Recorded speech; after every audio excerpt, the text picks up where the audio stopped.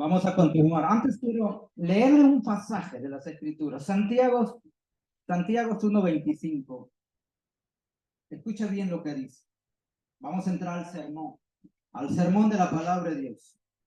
Mas el que mira atentamente en la perfecta ley, ¿cuál ley? La de la libertad, y persevera en ella, no siendo oidor olvidadizo, sino hacedor de la obra, este será bienaventurado en lo que hace. ¿Cuántos de nosotros olvidamos el sermón que se predicó, o hemos olvidado el sermón que se predicó el domingo pasado? A lo mejor todos, o a lo mejor uno entre todos. Pero dice, el que hace será bienaventurado. ¿Qué significa? Dichoso, feliz, cuando practica lo que oye. Vamos a quedar en manos de nuestro hermano Luis Alejandro, el que trae el sermón, y vamos a estar orando por nuestro hermano. Póngase de pie, hermano Luis Alejandro, vamos a orar. Amado Dios y Padre, en sus manos estamos, Señor. Y en esta hora ponemos en su presencia y en sus manos a este siervo suyo, Señor, que usted lo ha preparado de antemano para traer su mensaje.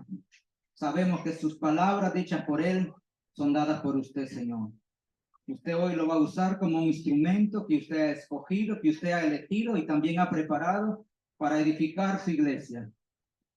Ayúdanos a nosotros, Señor, a comprender, a entender, a ser buenos receptores y dispuestos a poner en práctica todo el consejo que usted nos manda a través de nuestro hermano. Bendíganos y ayúdanos siempre, Padre, en el nombre poderoso de Jesús. Amén.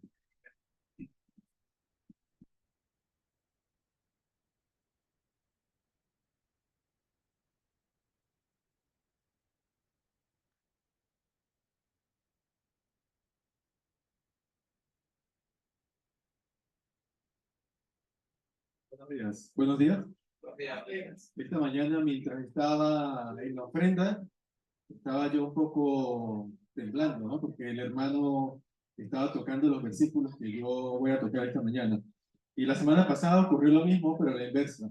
Entonces es lo que nos hace, ojo, y no hablamos, no nos coordinamos para decir que va a decir uno o el otro. Lo que me llama poderosamente la atención de esto es la forma como obra Dios, ¿no? Dios manda mensajes, Dios nos trata de enseñar cosas, nos trata de mostrar cosas que muchas veces nosotros no entendemos. Y creo que eso es parte de la sabiduría que debe alcanzar el cristiano, es entender la voluntad de Dios, que muchas veces no va con nuestra voluntad, y aprender de las enseñanzas de Dios, aprender lo que Dios trata de ponernos cada día, tratar de aceptar también esa voluntad y de gozarnos en ella, como dice la palabra, porque es la voluntad perfecta de nuestro Señor.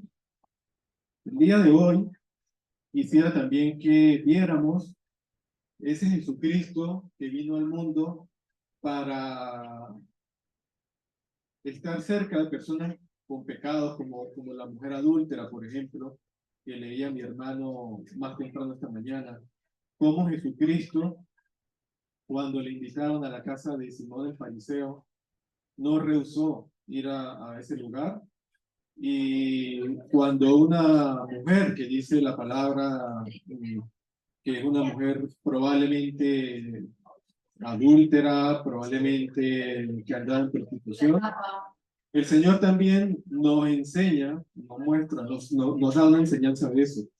El Señor no se acerca al adulterio, el Señor no se acerca al pecado, el Señor no se acerca a la prostitución de una forma que Él se vaya a ser partícipe de ese pecado, sino el Señor nos enseña que es necesario ir a esa gente para tratar de mostrarles el pecado en el que están, pero no solamente para decirles lo equivocado, lo errado que están, sino también para que pueda una persona que está en esa condición restaurarse y volver a una condición original donde el Señor quiere que estemos. Como decía el hermano durante la ofrenda, y he escuchado personas, he escuchado a mucha gente que dice, hermano, es que si en la iglesia la gente tuviera una mejor condición económica, la asistencia sería más alta. Sinceramente, no creo, hermano. Y lo vamos a ver esta mañana. Porque muchas veces cuando se le ora a Dios, cuando se le pide por un empleo para una nueva persona, por un negocio que se le dé para un hermano, muchas veces lo que he visto es que esa bendición termina convirtiéndose en maldición.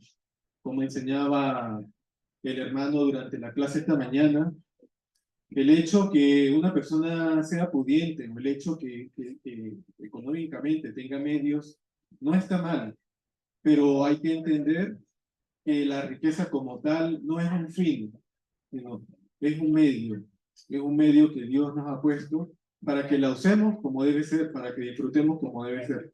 Pero lamentablemente el humano convierte esa bendición o convierte ese medio en su Dios. Y es lo que vamos a ver esta mañana. El reino de Israel, luego de que se dividió el reino, su máximo momento de gloria lo alcanzó durante Jeroboam II, como vamos a ver en un momento en la Biblia. Era un momento en el que coincidían los profetas Amós y Oseas predicando y profetizando en el reino de Israel, en el reino del norte, ya se había dividido el reino. Y profetizaba al mismo tiempo Isaías también en el reino del sur. Eran contemporáneos. Sabemos que el orden que aparece en los libros de la Biblia no es un orden cronológico, es el orden que se ha dado, pero el orden en el que ocurrieron las cosas fue más o menos ese. Y la palabra nos enseña que en ese momento el reino de Israel, el reino del norte, habían familias que vivían, que dormían en camas de marfil. Y el marfil no es algo que abunde en la tierra de Israel, era traído de otros lugares. Quiero que empecemos a ver, por favor, a leer un poco el contexto para que sea la Biblia la que nos aclare, en el que estaban, en el que se encontraban estos profetas, y sobre todo el profeta Oseas, porque el profeta Oseas, vamos a ver algo, que Dios lo usó como ejemplo vivo de lo que Dios nos iba a demostrar. Imagínate como profeta de Dios, como persona que tenía que llevar la palabra de Dios, qué duro y qué difícil iba a ser para un profeta hacer cosas que en principio iban contra la misma ley de Dios, que parecían que iban contra la ley de Dios. Leamos por favor Segunda de Reyes, vamos a comenzar leyendo Segunda de Reyes, capítulo 14.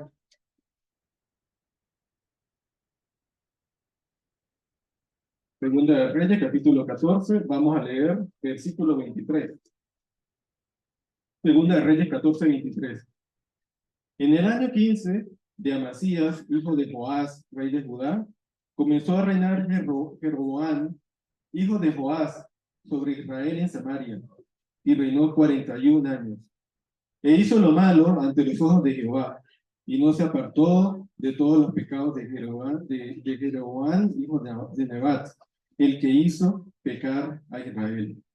Él restauró los límites de Israel desde la entrada de Hamat hasta el mar de Arabá, conforme a la palabra de Jehová, Dios de Israel, la cual él había dado por su siervo Jonás, hijo de Amittai, profeta que fue de Gat-Efer. Pero Jehová miró la muy amarga aflicción de Israel, que no había siervo, ni libre, ni quien diese ayuda a Israel. Y Jehová no había determinado raer el nombre de Israel de debajo del cielo. Por tanto, lo salvó por mano de Jeroboam, hijo de Joás. Los demás hechos de Jeroboam y todo lo que hizo, y su valentía, y todas las guerras que hizo, y cómo restituyó el dominio de Israel a Damasco y Hamat, que habían pertenecido a Judá, ¿no está escrito en el libro de las crónicas de los reyes de Israel? Y durmió Jeroboam con sus padres, los reyes de Israel, y reinó en su lugar Zacarías, su hijo. Entonces fíjense lo que nos enseña la palabra. La palabra nos está mostrando un rey que logró restaurar los límites de Israel. un rey que sometió a Siria, que era la potencia fronteriza con el reino del norte. Y también nos llama la atención que esto había sido profetizado por Jonás, el mismo profeta que había sido enviado a Nínive, pero también había profetizado que Israel iba a recuperar sus límites y se iba a imponer sobre Siria. Aparentemente todo iba muy bien, pero nos enseña la palabra en el versículo 24 que hizo lo malo ante los ojos de Jehová y no se apartó de los pecados de Jeroboam, hijo de Nebat, el que hizo pecar a Israel. Este Jeroboam, hijo de Nebat, que nombra aquí, es otro Jeroboam que es conocido como el rey que hizo pecar a Israel. Entonces fíjense que a pesar de el ser un rey que restauró las fronteras de Israel, a pesar de ser un rey que dio cierta grandeza al reino del norte, a pesar de ser un rey que derrotó a los enemigos del reino del norte, es muy poco lo que nos dice la palabra en este pasaje sobre este rey. Y es por lo mismo, es porque a Dios no tiene interés por lo que un rey pueda hacer en el ámbito económico o en el ámbito militar, porque para eso está Dios de los ejércitos. A Dios Todopoderoso, lo que le importa es un rey que sea capaz de restituir la santidad espiritual, que fue lo que no hizo este rey. Entonces podemos irnos haciendo una idea ya de cómo era el reino del norte durante esta época. Inclusive, no lo voy a tocar, pero hay restos arqueológicos, hay monedas en museos de este rey del norte, de este rey de Israel. Eso para la gente que dice que la Biblia no existe, que es falso y que eso nunca ocurrió. Pues sí hay testimonio de que estas cosas fueron así y son reales. Continuamos leyendo otro profeta, por favor. Un profeta también que, como dije antes, era contemporáneo con Oseas, y este profeta enseñó más, este profeta hablaba más sobre el materialismo en el que había caído el reino del norte, donde simplemente estaban pendientes era de su riqueza y se habían apartado totalmente de Dios. Busquemos por favor Amós capítulo 2, versículo 13. Amós capítulo 2, versículo 13. Era un profeta contemporáneo con Oseas. Fíjense cómo habla Amós en este pasaje. Amós capítulo 2, versículo 13. Pues he aquí que yo haré rechinar bajo vosotros como rechina el carro lleno de gavillas. Y el ágil no podrá huir, y el fuerte no podrá ejercer su fuerza, ni el valiente librará su vida. Aquí lo que Dios está diciendo, y estos pasajes, estos profetas, muchos expertos en Biblia, muchos teólogos, dicen que son libros difíciles de interpretar por lo simbólico que es el pasaje. Primero que todo, las gavillas, yo tuve que buscarlo antes para ver de qué se trataba porque no sabía. Las gavillas son como los restos que quedan luego que los agricultores cosechan, quedan unos restos, como unas ramas, diría yo, y dice la palabra, dice este pasaje, que los va a hacer rechinar como un carro lleno de gavillas. Y es que los agricultores, ellos son muy cuidadosos, a ellos no se les queda ni un trozo de su producto, de la cosecha tirado. Ellos lo recogían y lo hacían como, no sé si han visto en algún momento esos bultos de paja que podemos ver, y los apretaban de una forma que no se escapa nada. Aquí lo que Dios está diciendo, no, lo que Dios está enseñando es que ni un pecado, ni un pecado va a pasar bien por alto. Todos, todos. Mientras estés fuera de Dios, mientras no te arrepientas, Dios va a juntar todos los pecados y te los va a apretar en una carreta, tan apretados que esa carreta cuando rueda se va a escuchar en Navacerradas, del ruido que va a producir. Así advierte Dios al pueblo de Israel. Vamos a leer un poco más adelante para que veamos cómo vivía Israel en estos tiempos. Y cualquiera pensará pero se vivía bien. Entonces, ¿por qué Dios habla esta palabra tan fuerte contra esta persona? El mismo profeta aquí, el mismo libro de Amós, vamos a leer capítulo 6, vamos a leer versículo 4, para que veamos más o menos cómo era la vida de Israel en estos tiempos. Amós capítulo 6, versículo 4, dice la palabra de Dios. Los que duermen en cama de marfil y reposan sobre sus lechos y comen los corderos del rebaño y los terneros engordados en el establo. Gorjean al son de la flauta e inventan instrumentos musicales como David. Versículo 6. Beben vinos en tazones y se unen con los ungüentos más preciosos y no se afligen por el quebrantamiento de José. Por tanto, ahora irán a la cabeza de los que van a la cautividad y se acercará el duelo de los que se entregan a los placeres.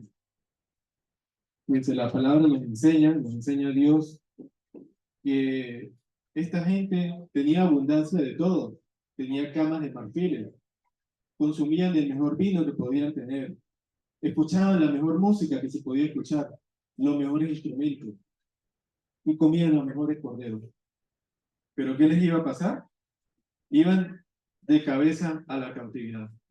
Iban a ser cautivos de la nueva potencia militar que se estaba levantando ya en ese tiempo, que era el imperio asirio. Y a pesar de que Dios enviaba a sus profetas, a pesar de que Dios enviaba a sus hombres, la gente simplemente prefería obviar las advertencias de Dios. Es más o menos lo que ocurre hoy. No veo mucha diferencia, decía el hermano Jorge durante la clase, y el hermano Alejandro, ir a predicar, por ejemplo, a Canadá, ir a predicar a Suiza, ir a predicar a Australia.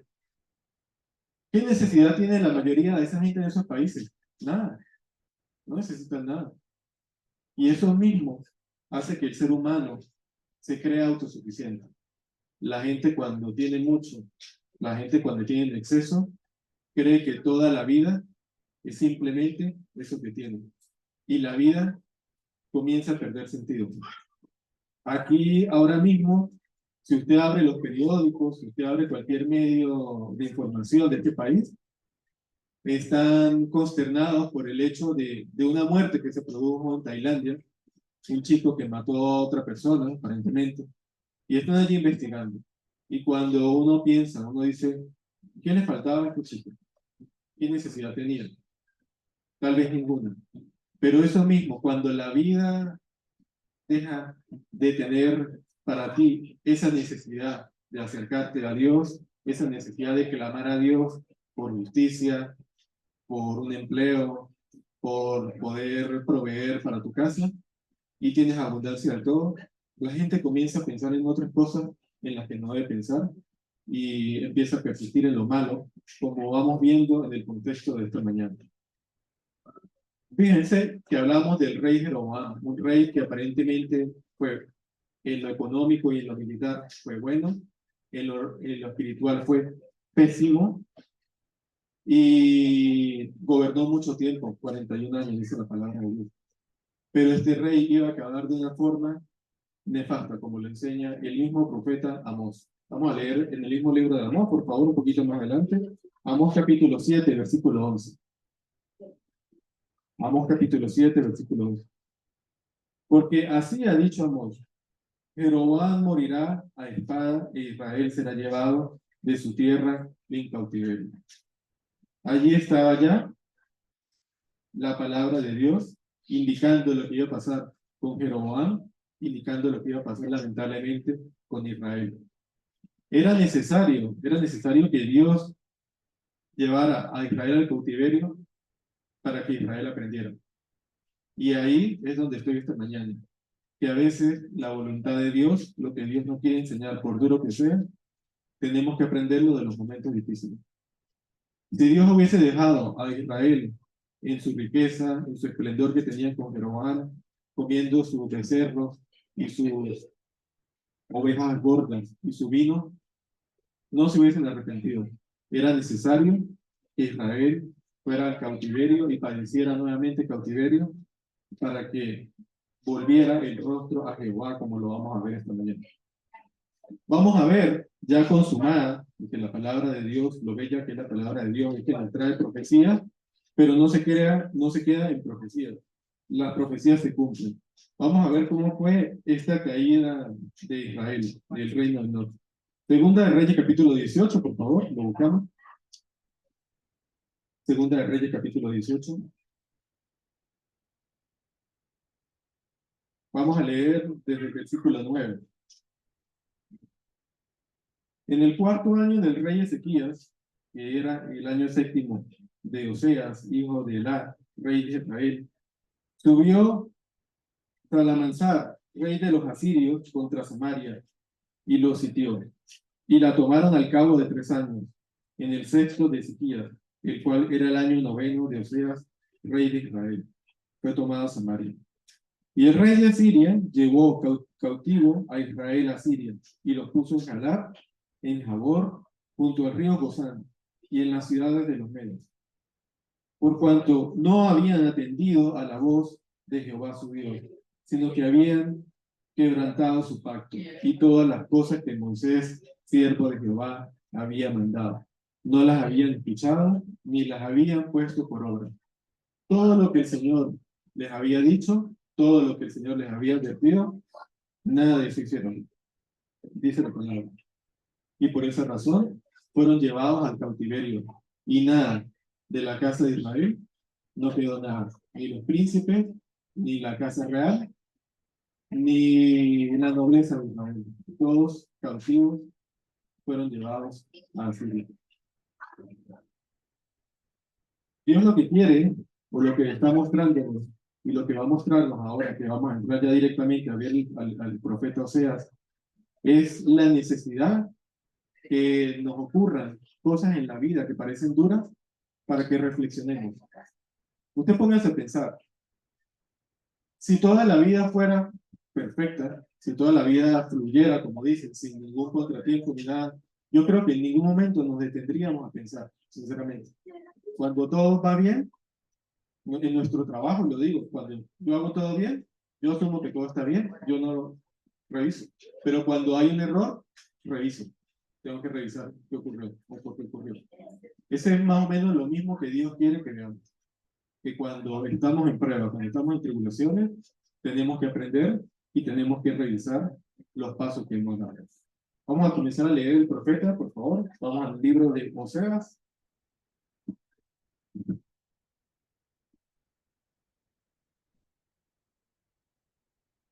Oseas capítulo 1, por favor.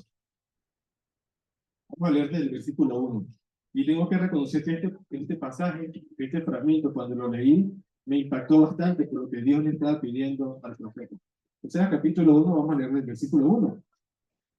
Palabra de Jehová que vino Oseas, hijo de Berí, en días de Usías, Jotam, Acaz y Ezequías, reyes de Judá, y en los días de Jeroboam, hijo de Joás, rey de Israel, del rey que veníamos hablando. Comienzo de lo que habló Jehová por medio de Oseas. Dijo Jehová a Oseas: Ve, tómate una mujer fornicaria y engendra hijos de fornicación, porque la tierra fornica apartándose de Jehová. Fue pues y tomó a Gomer, hija de Diblayim, la cual concibió y le dio a luz un hijo. Y le dijo Jehová: ponle por nombre Israel, porque de aquí a poco yo castigaré a la casa de Jehú por causa de la sangre de Israel, y haré cesar el reino de la casa de Israel. Versículo 5. Y en aquel día quebraré yo el arco de Israel en el valle de Israel. Versículo 6. Concibió ella otra vez y dio a luz una hija.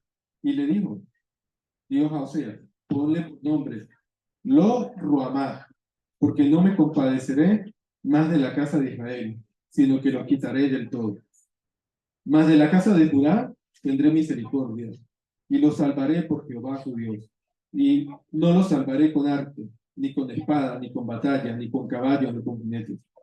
Después de haber destetado a Lo-ruhama, concibió y dio a luz un hijo. Y dijo Dios: ponle por nombre Lo-ammi, porque vosotros no sois mi pueblo, ni yo seré vuestro Dios. Versículo 10.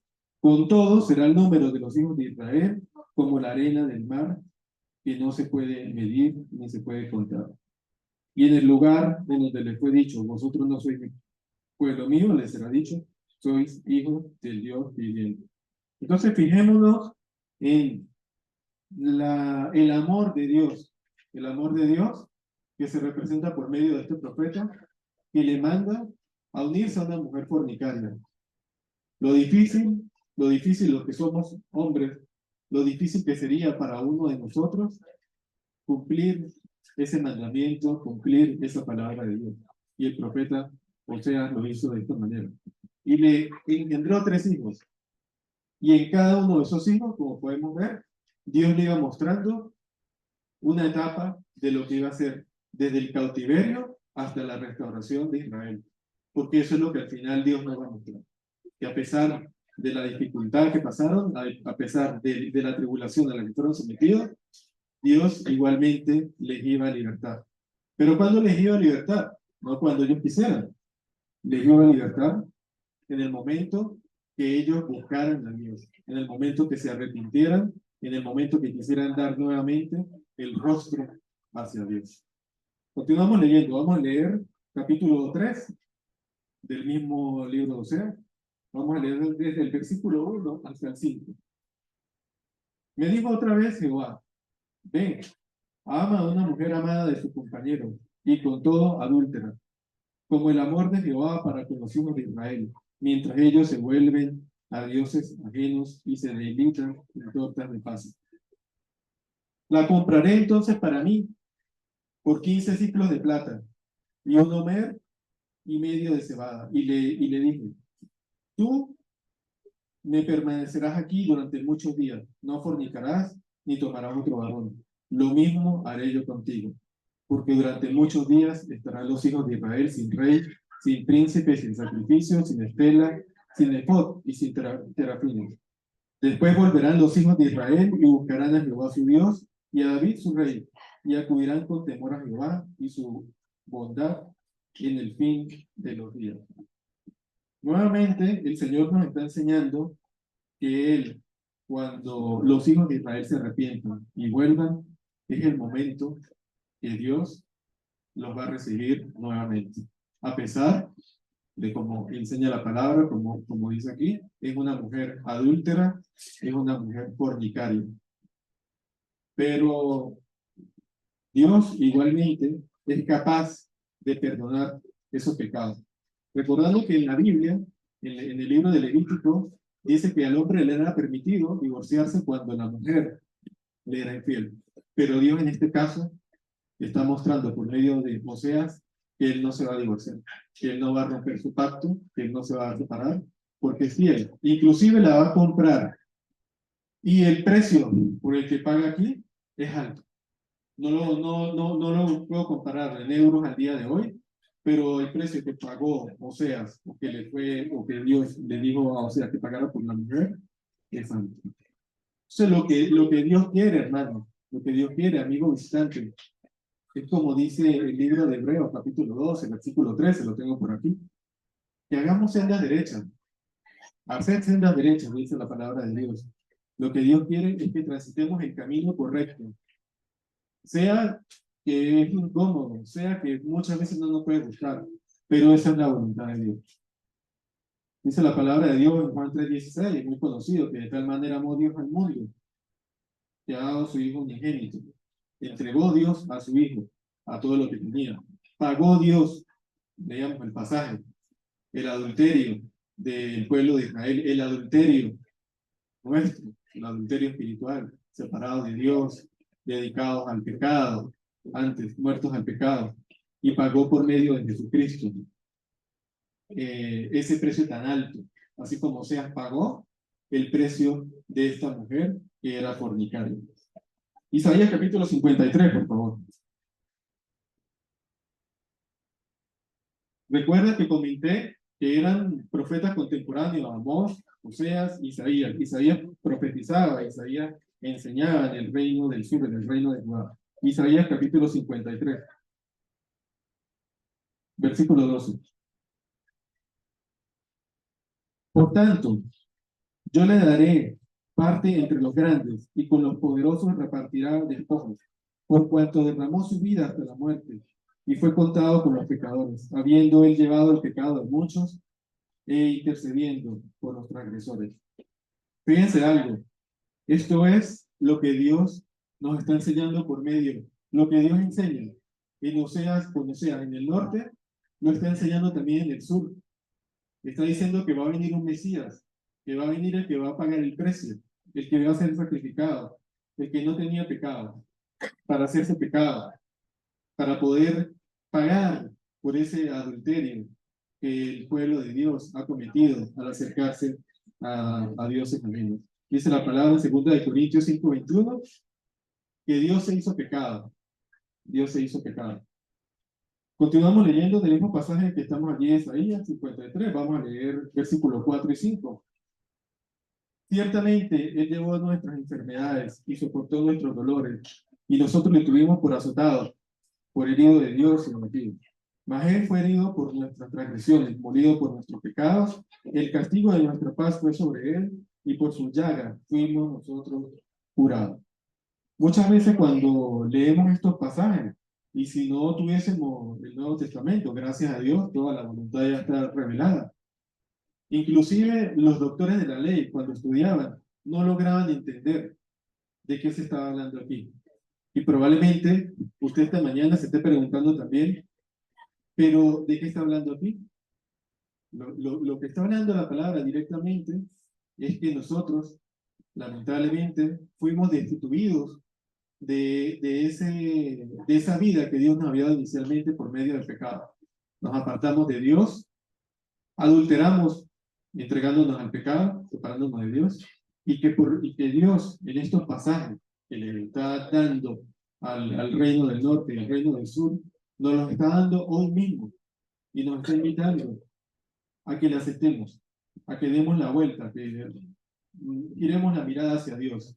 Eso es lo que Dios quiere el día de hoy.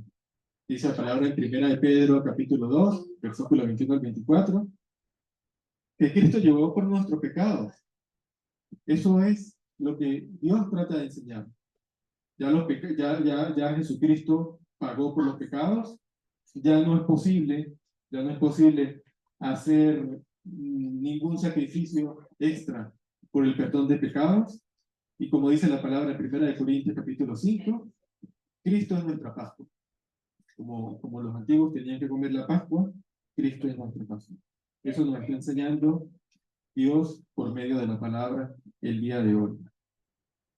Vamos a leer otro pasaje donde el Señor es impresionante la forma como Dios mismo nos enseña cómo iba a ser pagado este alto precio. Pero fijémonos en algo, que inclusive el mismo demonio fue usado para predicar la palabra de Dios. Vamos a leer en Juan capítulo 11, por favor, vamos al Nuevo Testamento. Juan capítulo 11, versículo 49. Juan 11, 49.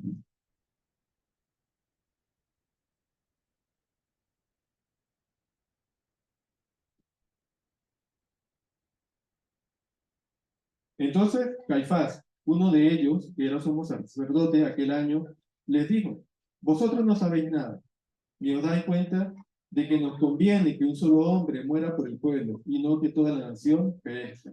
Versículo 51, esto lo dijo por sí mismo, no lo dijo por sí mismo, sino que como era el sumo sacerdote, aquel año profetizó que Jesús iba a morir por la nación. Y no solamente por la nación, sino también para congregar en uno a los hijos de Dios que estaban dispersos. La palabra aquí mismo nos está enseñando que el mismo Caifás que iba a entregar a Jesucristo, que iba a juzgar a Jesucristo, estaba hablando de una forma que nos enseña que era el Cristo el que iba a pagar ese precio por las transgresiones de todos. Era Cristo el que iba a pagar ese precio que tuvo que pagar Oseas por recuperar a su mujer que le era fornicaria y que le era infiel. Dice la palabra de Romanos, capítulo 3, versículo 23, por cuanto todos pecaron.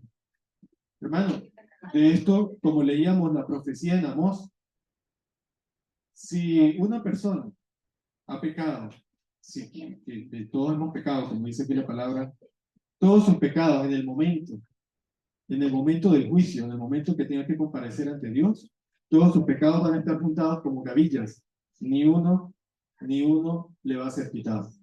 Y es necesario que nos acerquemos a Dios, como vamos a ver que el pueblo de Israel tenía que acercarse también a Dios, tenía que volverse a Dios para poder ser redimido. Volvemos a Oseas, por favor. Oseas capítulo 5, regresamos a Oseas. Vamos a ver cómo continúa la enseñanza de Dios.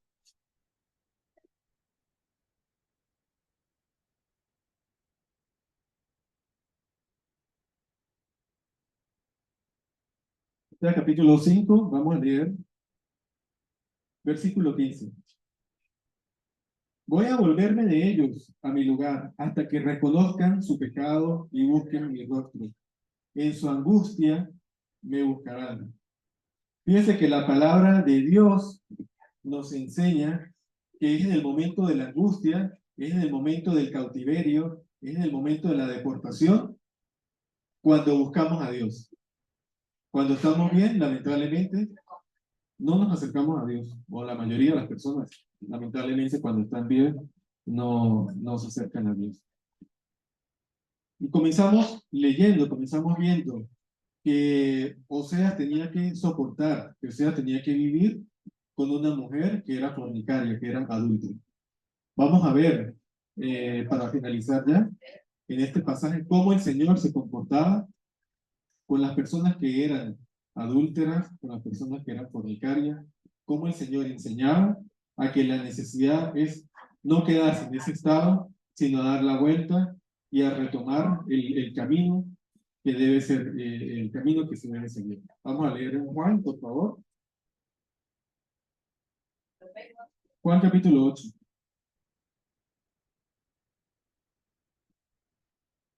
Pasa de que ya leyó a mi hermano esta mañana. Juan capítulo 8, versículo 1 al 11. Mas Jesús se fue al monte de los olivos y por la mañana se presentó de nuevo en el templo. Y todo el pueblo vino a él, y sentándose les enseñaba. Entonces los escribas y los fariseos le trajeron una mujer sorprendida en adulterio, y poniéndole en medio, le dijeron: Maestro, esta mujer ha sido sorprendida en el acto mismo de adulterio. Y en la ley nos mandó Moisés a apedrear a tales mujeres. ¿Tú pues qué dices? Mas esto decían tentándoles para tener de qué acusarle. Pero Jesús, inclinando hacia el suelo, escribía en la tierra con el dedo. Y como insistieran en preguntarles, enderezó y le dijo: El que de vosotros esté sin pecado, sea el primero en arrojar la piedra contra ella. E inclinándose de nuevo hacia el suelo, siguió escribiendo en la tierra. Pero ellos, al oír esto, acusados por su conciencia, salían uno a uno, comenzando desde los más viejos hasta los últimos. Y quedó solo Jesús y la mujer que estaba en medio. Enderezándose Jesús y no viendo a nadie, sino a la mujer, le dijo: Mujer, ¿dónde están aquellos que te acusan? ¿Ninguno te condenó? Ella le dice: Ninguno, Señor. Entonces le dijo a Jesús: Tampoco yo te condeno, vete y no peques más. Hay muchas cosas que llaman la atención de este pasaje, y por tiempo no vamos a profundizar. Pero primero, ¿dónde estaba el hombre que estaba en adulterio también? Porque la palabra decía que tenía que morir apedreado las dos, no solamente ella. El hombre tenía que estar aquí. Luego, el Señor en ningún momento dice que no hay que apedrearlo. Si vemos, el Señor no dice déjenla libre o no le hagan nada. El Señor lo que está diciendo, el Señor lo que está tratando de enseñar es: ¿quién de ustedes no ha cometido pecado? Porque para Dios todos los pecados son iguales: el adulterio, la embriaguez, la mentira, el robo. Y lo que está enseñando lo que está diciendo Dios, o lo que está tratando de enseñarles Dios es: ustedes no son muy diferentes porque son pecadores y por tanto merecen el mismo destino. Como dice Romano, la paga del pecado es la muerte. Luego comienzan a retirarse, fíjense. Primero se iban los más viejos y por último se quedan los jóvenes. Cuando el reino de Israel se rompió, cuando el Reino Unido se rompió, el reino de David se rompió, fueron los más jóvenes los que dieron mal consejo. Dice la palabra que muchas veces la juventud hace que las personas sean más impetuosas, sean menos reflexivas. Pero inclusive los más jóvenes también se retiraron. Y se quedó Jesús con la mujer. Jesús no se fue, Jesús no se apartó. ¿Y qué le enseña Jesús a ella? Que lo que estaba haciendo no puede seguirlo haciendo. Ya el Señor estaba pagando el precio y era necesario que esa persona diera el rostro, apartara su rostro del pecado y diera su rostro hacia Dios. Esta mañana, lo que yo quiero que nos llevemos del mensaje que nos ha dado Oseas, porque en realidad el mensaje lo ha dado Oseas, es que es difícil para nosotros como personas reconocer o asumir que hemos caído de la gracia de Dios, que hemos pecado, que somos pecadores. Pero Dios, aún siendo amoroso, como el profeta Oseas, que fue capaz de cumplir la palabra de Dios, que fue capaz de unirse a esa mujer fornicaria y adúltera, Dios es capaz igualmente, hoy, tú que estás aquí, de aceptarte. Ahora la pregunta es, ¿por qué Dios te acepta? ¿Estás dispuesto a aceptar a Dios? Si tú estás dispuesto a aceptar a Dios y no lo has hecho, te invito a que te acerques a alguno de los varones, a alguno de los hombres de esta congregación y le pidas que te explique, si aún tiene dudas, que te aclare qué es lo que debes hacer para aceptar al Señor. Muchas gracias por su tiempo, que Dios les bendiga y mi hermano, te